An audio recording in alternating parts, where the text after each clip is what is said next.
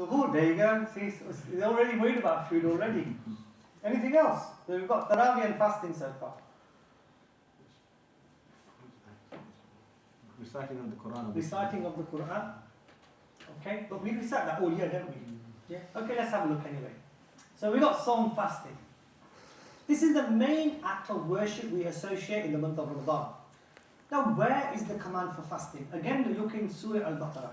Yeah, verse number 183. Allah subhanahu wa ta'ala says, يا أيها الذين آمنوا كتب عليكم الصيام كما كتب على الذين من قبلكم لعلكم تتقون. So, Allah subhanahu wa ta'ala says, "O you who believe, it has been enjoined upon you," means it is obligatory, followed upon you, the fast, like it was obligatory upon the people before you, so that you may be God-fearing. Now let's take a look at this verse a little bit at a time. Firstly, the instruction of fasting has been given to who? Believers. Does that mean non-Muslims have to fast? No. But you know, just last week, my people at work got in touch with me. They do something in my job or at work called Pass the Fast, where non-Muslims also fast as well to, you know, how could you say, to be supportive to their Muslim colleagues, etc. But will they be rewarded for that fast? No. You have to have Iman to be able to be rewarded. So, first of all, the instruction has been given to only Muslims.